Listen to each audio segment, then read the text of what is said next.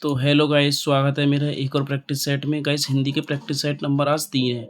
आपने पहले की वीडियो देख ली होंगी, practice set number 1, practice set number 2, आज प्रैक्टिस सेट नंबर 3 है।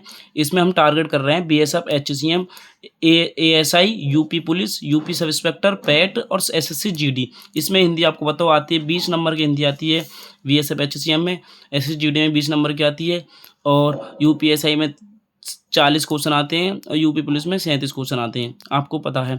तो आज चालू होता है हमारा प्रैक्टिस सेट। तो पहले प्रैक्टिस सेट में पहला क्वेश्चन है विकल्प शब्द। तो तिमिर का क्या होगा? तिमिर का विलोम शब्द क्या होगा? अंधकार। जड़ का क्या होगा? चेतन। और वक्र का क्या होगा? त्रिजु। त्रिजु। वक्र का क्या होगा? सबसे ज़्यादा इंपॉर्टेंट है वक्र क्या क्या होगा? त्रिजु। त्रिजु। अब अगला क्वेश्चन है हमारा लोकतीय से। लोकतियाँ से सहज पाके सो मीठा होए। सहज पाके सो मीठा होए।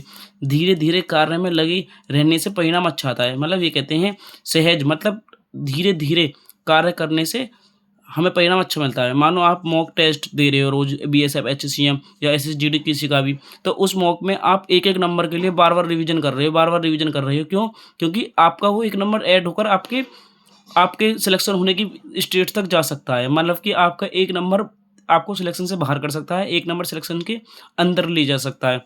तो नेक्स्ट क्वेश्चन है सदैव बहुवचन होता है, जैसे कि बाल, दर्शन, प्राण, हस्ताक्षर, दाम, रोम।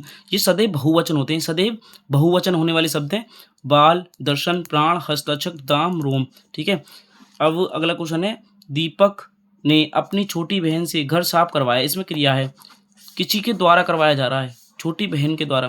तो जैसे हम किसी से अपना काम करवाएं तो उसे कहते हैं प्रेरणात्मक क्रिया। जैसे कि हमने कहा अपनी मानो कोई है कि रेखा रेखा तुम ये काम करो, रेखा तुम ये काम करो, तो उसमें क्या है? उसमें हम किसी से काम करवा रहे हैं, तो उसमें क्या आएगा? प्रेरणात्मक क्रिया होती है। ठीक है। अगला क्वेश्चन है जिसका मन जगत से उचित उचट हो उचट गया हो। उचट मतलब वो हो गया हो, जगत से बिल्कुल अलग हो गया हो, तो उसे उदासीन कहते हैं। वह उदासीन की स्थिति में आ जाता है, उसे उदासीन कहते हैं। अगला क्वेश्चन है जिसकी आशा नहीं की गई हो। जिसकी आशा नहीं की हो, जिसकी तुमने कभी सोचा ना हो और वो हो जाए, तो वो अप्रत्याशित होता है। उसको कहते हैं अप्रत्याशित। अप्रत्याशित। अप्रत्याशित। ठीक है। नेक्स्ट क्वेश्चन है किसी वस्तु के पाने की चाह रखने वाला को कहते हैं अभिपाषा। किसी वस्तु की चाहत रखने वाले को कहते हैं अभिपाषा। जैसे हम किसी वस्तु की चाहत रखते हैं, माना कोई चीज़ हमें चाहिए, उसकी हम चाहत रखने वाले को हम क्या कहते हैं? अभिपाषा। अभिपाषा। 4 विकल्पों में से कौन सा सी संख्यावाचक मतलब संख्यावाचक है? तो आप बताएंगे कौन सा भाववाचक है? मतलब 4 विकल्पों में से कौन सी संख्या भाववाचक संख्या है? भाववाचक संख्या नहीं है, नहीं है। देखो, ममता भाववाचक है। प्राप्त, कितना प्राप्त ये नहीं पता, जिसको हम परोस ना सकें प्लेट में, भिन्नता पता ना। पर योगी जो है ये नहीं है, जातिवाचक है। धातु का बहुवचन क्या है? धातुएं। धातु का बहुवचन बहुत ज़्यादा पूछा जाता है, बहुत ज़्यादा इंपॉर्टेंट है। धातु का बहुवचन क्या है? धातुएं। धातु का बहुवचन क्या है? धातुएं। साधु का क्या है? साधुएं। साधु का साधु। चाकू का चाकू। ठीक है। उस विकल्प का चयन करें। नेक्स्ट क्वेश्चन, उस विकल्प का चयन करें जो प्रत्यय से बने शब्द का सही विकल्प हो। जो प्रत्यय से बना हो, जैसे कि यह मनौती, सी या सी। मन धन औती, मन धन औती, यह है मनौती।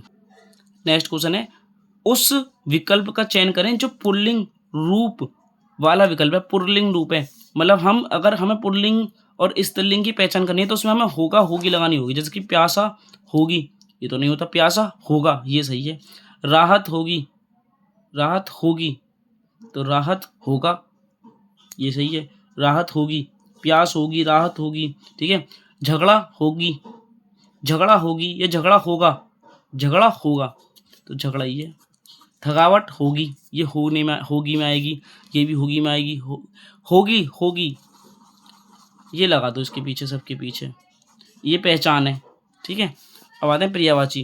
पर्यायवाची में बताइए धूप का पर्यायवाची क्या है? धाम, रवि प्रभा और आपदा। रवि प्रभा और आपदा। धूप का पर्यायवाची क्या है? धाम, रवि प्रभा और आपदा। और सब संपदा। संपदा का क्या है? विभूति, धन दौलत, संपत्ति। धन दौलत, संपत्ति। मुहावरे। मुहावरे है कच्चे घड़े से पानी भरना। मुहावरा कच्चे घड़े से पानी भरना, तो ठीक ढंग से काम नहीं करना। अरे कच्चे घड़े से पानी भरना मतलब ठीक ढंग से काम नहीं करना। मुहावरे का अर्थ है ठीक ढंग से काम नहीं करना। अगला क्वेश्चन है जो तुम्हारी नॉलेज के लिए लगाए गए हैं 2-3 क्वेश्चन। कोहलू का बैल होना। कोलू का बैल होना मतलब कोई कोलू का बैल निरंतर कार्य करता है, तो कोई निरंतर कार्य करते रहना। कोलू का बैल होना निरंतर कार्य करते रहना।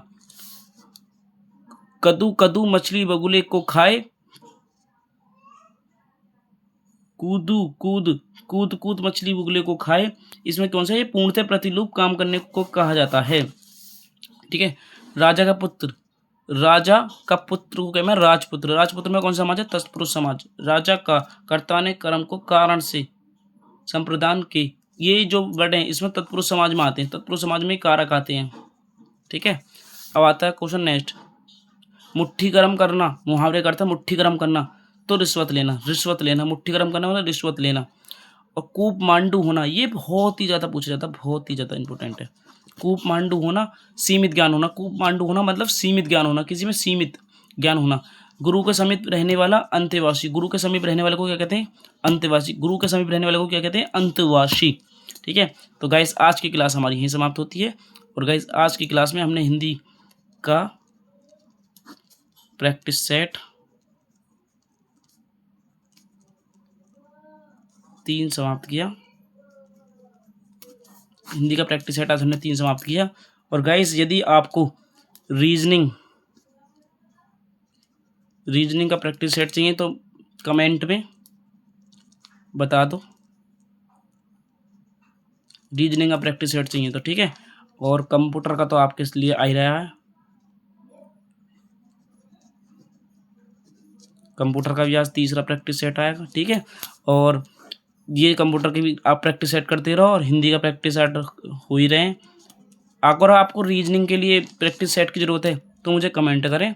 और गाइस यदि वीडियो अच्छी लगी तो लाइक करें और चैनल को सब्सक्राइब करें। अभी ये न्यू चैनल है और न्यू चैनल पे अभी हमने पहली 4-5 ही वीडियो डाली है गाइस। अभी हमारे बोलने के तरीके या कराने के तरीके या समझाने के तरीके में भी कोई फ़र्क है तो उसके लिए भी मैं माफ़ी मांगता हूँ। पर हाँ ये है कि आप रिविज़न ज़्यादा से ज़्यादा करें, क्योंकि BSF HCM में हिंदी, रीजनिंग और CA क्लरिकल एप्टीट्यूड, ये 3 टॉपिक तो आपको मिनिमम, हिंदी, सीजिंग और कंप्यूटर अगर आप 20 में से पेपर में 18-19 तो आपको करने पड़ेंगे। ठीक है। और रीजनिंग में भी आपको 18 से 18। ठीक है। और क्लरिकल एप्टीट्यूड में आपको 16 से 17, क्योंकि इसमें कुछ क्वेश्चन इंग्लिश के होते हैं, इसमें कुछ क्वेश्चन अंग्रेजी के होते हैं, तो उसकी वजह से बालकों को, बच्चों पर नहीं हो पाते हैं। ठीक है। हम पे ही नहीं हो पाते। तो करने के लिए प्रैक्टिस करो, क्योंकि मैं भी एक अभी तैयारी कर रहा हूँ और मैं भी प्रैक्टिस सेट डाल रहा हूँ, जिससे कि आपका भी रिवीजन होता रहे और मेरा भी रिवीजन होता रहे। ठीक है। और कंप्यूटर के लिए आपको 20 में से कम 15 से 16 क्वेश्चन करने पड़ेंगे, तब जाके आपका सिलेक्शन, अगर आपका 85+ UR से है तो निश्चित है। और यदि आपका OBC से इतना, ठीक है, और SC से थोड़ा कम, इससे कम ऐसे बढ़ता चला जाता है। तो गाइस अगर वीडियो पसंद है तो लाइक करें, सब्सक्राइब करें और नेक्स्ट वीडियो जल्दी आएगी। और गुरु अब हम कंप्यूटर के लिए वीडियो आपको पता है 4-5 बजे आती है, 5 बजे आती है। और गाइस कंप्यूटर की वीडियो भी आप जरूर देखना, क्योंकि कंप्यूटर बहुत ज़्यादा इंपॉर्टेंट है। और कंप्यूटर में सबसे ज़्यादा इंपॉर्टेंट है MS वर्ड और MS एक्सेल। ये आपको जरूर करने पड़ेंगे, ये आपको जरूर ही करने पड़ेंगे, क्योंकि इसमें से कम 7 से 8 या 12 क्वेश्चन आराम से आ जाती हैं, तो ये आपको करने पड़ेंगे। ओके। और SSC GD के लिए आपको पता है हिंदी इंपॉर्टेंट है, UP पुलिस के लिए भी इंपॉर्टेंट है और UP SI के लिए भी इंपॉर्टेंट है। तो गाइस इतनी ही बात है। अब वीडियो मैं बंद कर रहा हूँ और वीडियो मेरी मतलब प्रैक्टिस सेट खत्म हो गया और अगला प्रैक्टिस सेट जल्दी आएगा। और रीजनिंग के लिए अगर आपको प्रैक्टिस सेट चाहिए तो कमेंट में जरूर बताएं। ओके।